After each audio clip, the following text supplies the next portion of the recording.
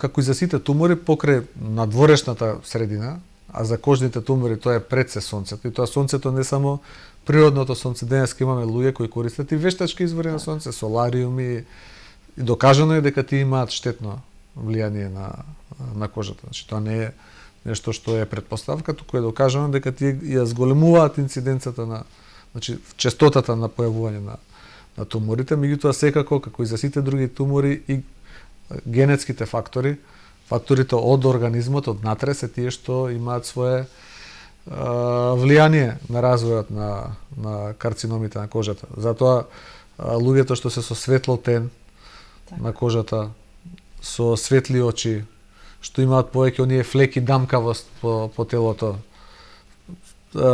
тие што се попредиспонирани. Луѓе кај кои има во фамилијата историја дека имало кожни карциноми или меланом, значи исто така се попредиспонирани и треба почесто да се проверуваат.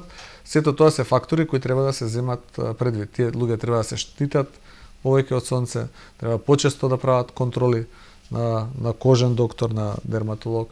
Тоа е начинот како да се заштитат. Така. И следењето на последните неколку години имаме зголемено ниво на УВ зраците, кои што исто веројатно се и големите причинители, но препораката на лекарите останува да не се појавуваат на најтоплото, нели? Како што велиме, кога е најако сонцето и кога УВ зраците се со највисок степен. Сигурно, тоа е точно, така треба да се однесуваме одговорно, да се штитиме од сонцето.